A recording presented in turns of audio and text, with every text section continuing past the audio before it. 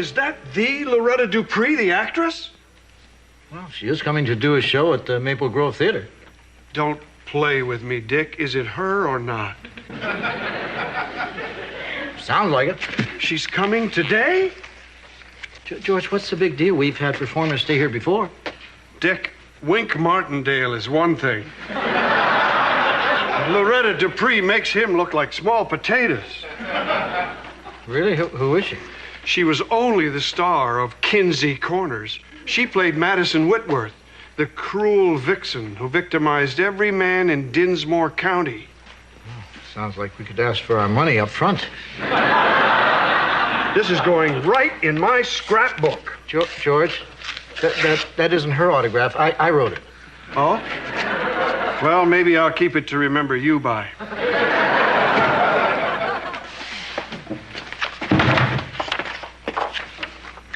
Dick, when someone cancels, all you have to do is cross it out. Honey, George took Loretta Dupree's name as a memento. Loretta Dupree is coming here, that hussy? Honey, I'm sure that's the part she plays on that series. Well, I hear they based the character on her, and they had to tone it down for television. Hi, Dick. Here's the bio on this week's guest. I should have an easy time directing this show. 600-pound man isn't going anywhere. Thanks, George. You didn't have to come all the way from the station with this. Just seemed like the neighborly thing to do. Neighbor? You live in the next county. Not anymore. Neighbor. JJ, are you trying to tell me something? Get that old cup of sugar ready. We're neighbors. Great. I just bought that old place on the corner. Oh, the Rockingham House. That's one of the oldest structures in town. Oh, I'm glad it's going to get the care it deserves. Damn right. I'm going to doze it. What? Well, you don't expect me to live in it. That place must be 100 years old. Try 250. Wow. That roof's going to fall on a lot of memories.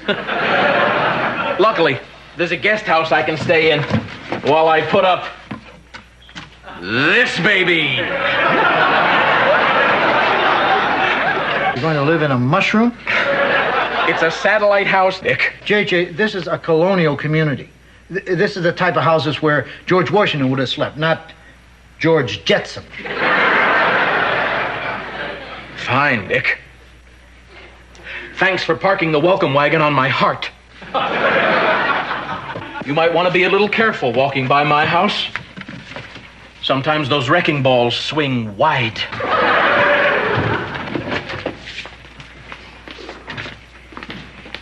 Hello, I'm Loretta Dupree. I have a reservation.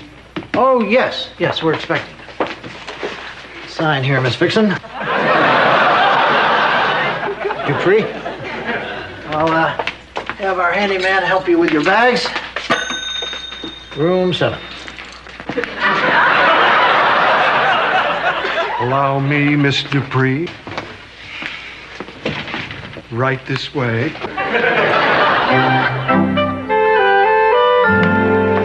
Well, I put the kibosh on our new neighbor's renovation plans. I told the Landmark Commission they've issued an injunction to stop them from replacing a historical house with Space Station JJ. Good morning. Good morning. Oh, please, you don't have to get up. Yes, I do. Please, sit. I just wanted to invite all of you to be my guests for the opening tonight. Well, thank you. We'd be delighted. It's the least I can do after all the attention you've been giving me, and I especially love the fresh-cut flowers in my room every morning. Fresh-cut flowers?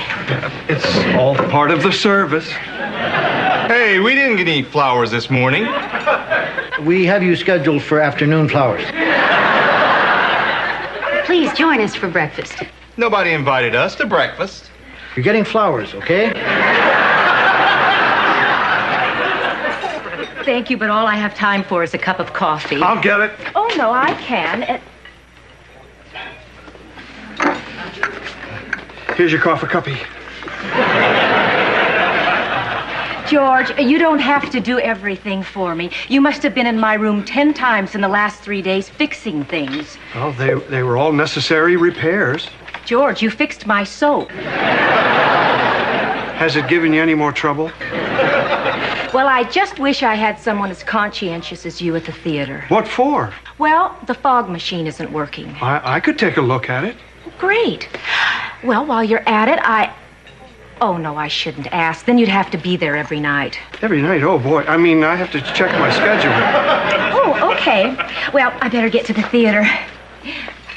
Oh, by the way, Joanna, I need a pair of earrings for the play. Is there a good jewelry store in town? I could buy you some. I have to go to town anyway to pick up mole pellets. George, I think I probably have some earrings I can lend Miss Dupree. Thank you. Dick, could I ask you something? Sure, George. Do you think it's possible Loretta likes me? I mean, either I'm crazy or she's sending me signals. What do you think? The only other choice is crazy. Dick, I can't work anymore. The drain is full of gunk and there's a hole in my rubber glove. Stephanie, we have other rubber gloves. I could make a hole in them, too. Stephanie.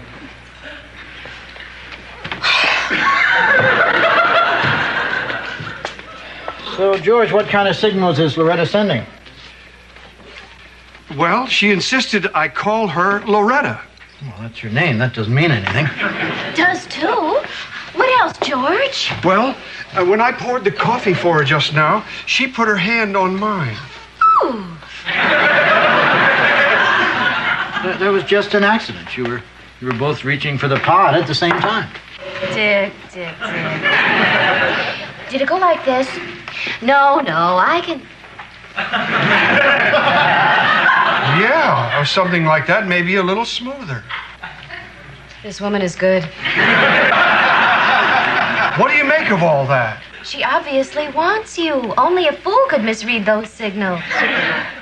Stephanie, see if you can pick up this signal. Clean the drain. Fool. So, what about it, Dick? Do you think Loretta likes me? Well, I can't deny that it's starting to look that within the realm of possibility that maybe she might. Oh, don't hand me that. What would a woman like that see in a guy like me? You ask a pal for a little honest advice, and he blows sunshine up your overalls.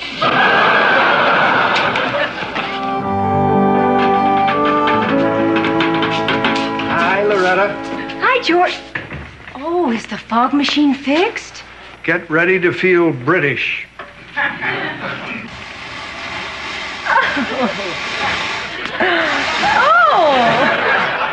I would have shown it to you sooner, but I lost it in the fog.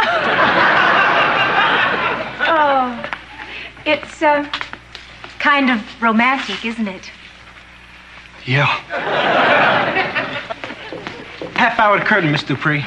Break a leg.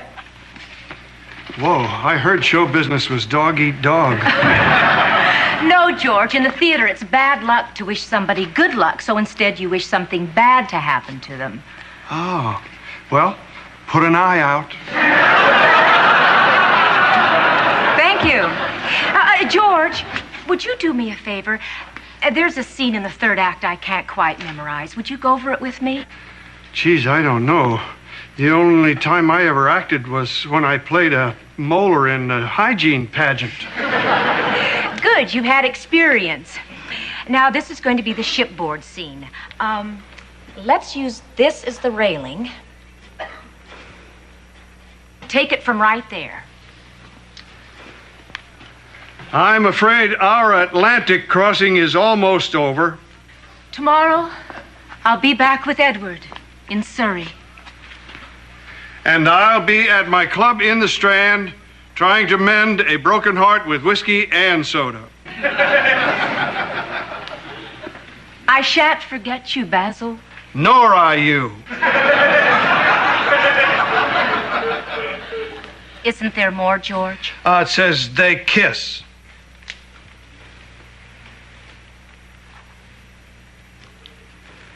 Are we still rehearsing? Yes, Oh. for this.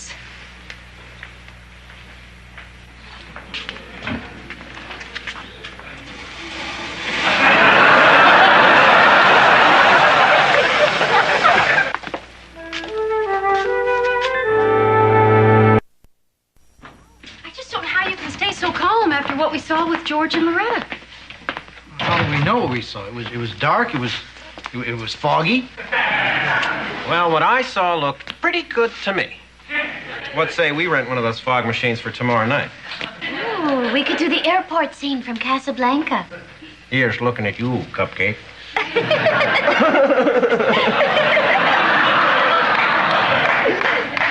Honey, we have to do something about George. He shouldn't get involved with a woman like that. She uses men. You're right. She'll take him for every power tool he's got. Now, you know what I mean. She'll have a few laughs, get some free work done at the theater, and George will mistake that for love. When she moves on, he'll have a broken heart, and she'll have a fog machine that works. We have to do something. Well, what do we do? You talk to him. Okay, we'll do it. No problem. I'll have that wind machine fixed first thing tomorrow. Oh, thanks, George. The play is so much better when the furniture isn't blown into the audience. Oh, hello. We really enjoyed your performance tonight. Thank you. Well, good night. Good night. For now.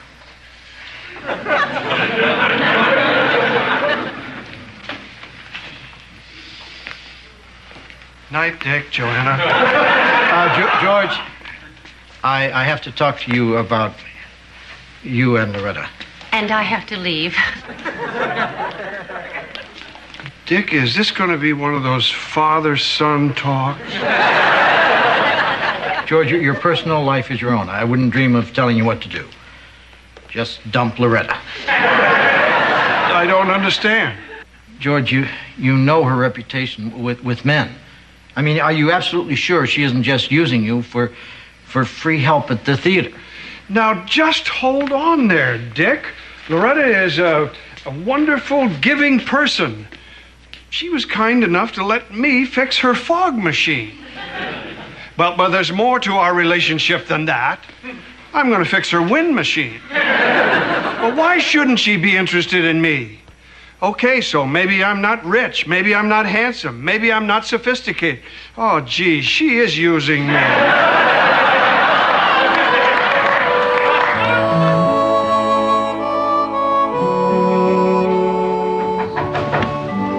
Come in. Hi. Sorry I took so long.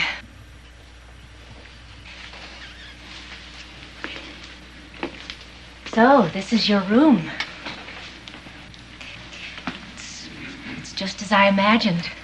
Well, you were wrong. This is usually over here.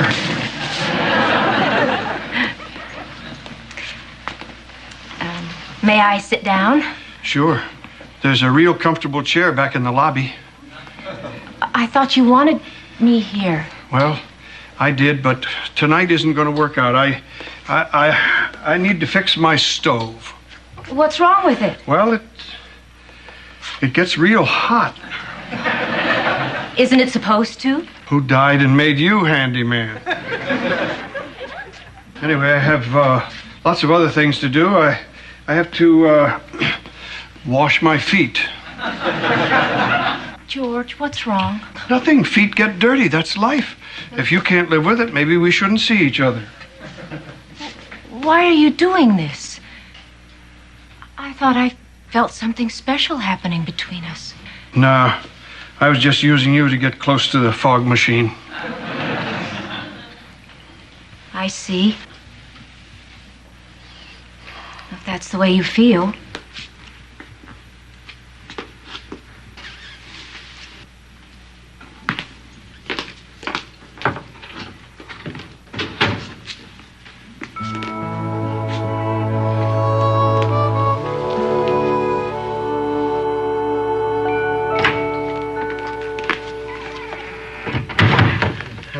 Mr. Dupree, I was just about to put out the fire.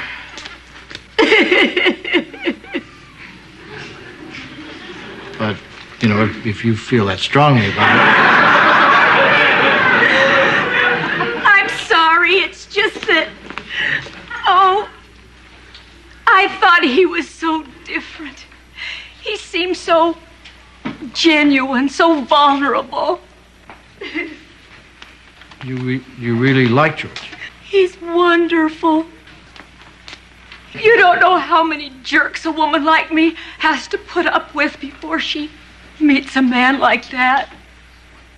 You really like George? Are you kidding? I've been sending out signals all over the place. Yeah, I picked up on that.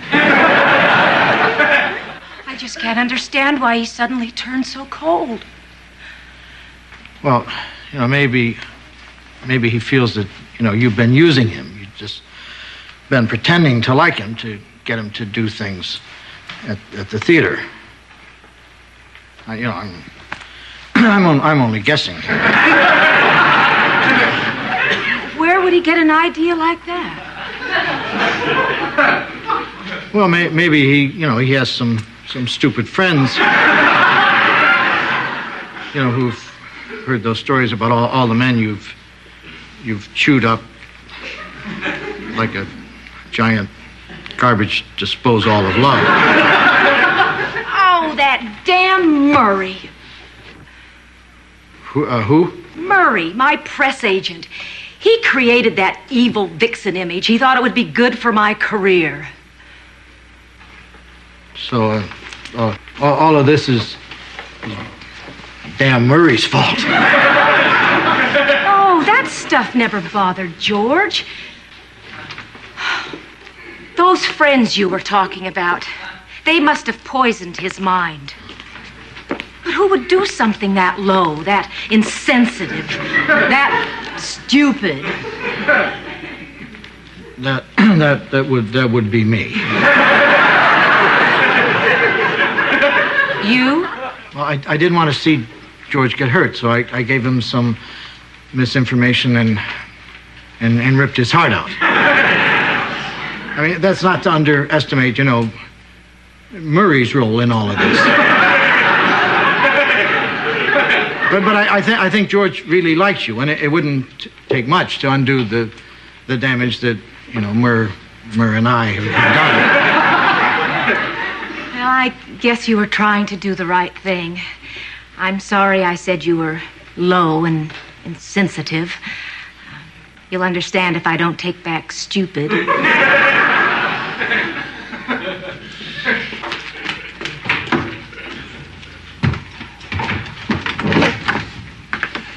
Hi, Dick. I know it's late, but I saw the light on. You know, it's about to go off. As long as we're going to be neighbors, you should know this about me. I'm liable to stop by any hour, day or night, to talk about my problems.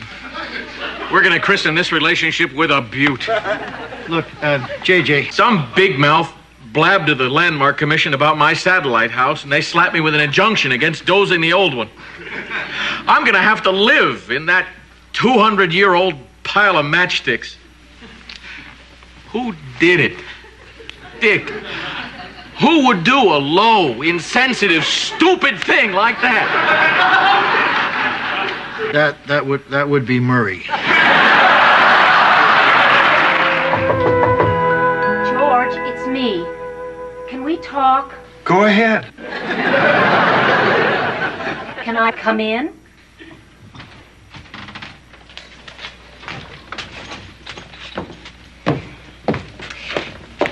George, I don't want you to run the fog machine anymore. You don't? As a matter of fact, I don't care if you do anything at the theater for me. Really? I only want one thing from you. What? Would you help me run the lines in that scene again? Gee, I don't have the script. Well, that's okay. I remember how it ends.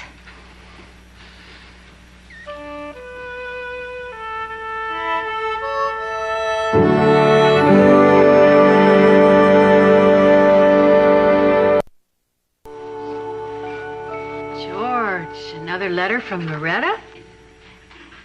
What does she have to say? Well, she's playing in Richmond, Virginia. I guess I better skip that part. It's kind of personal. Then she says, no. Maybe I should skip that part, too. I'm going to skip that part. She's in Richmond, Virginia.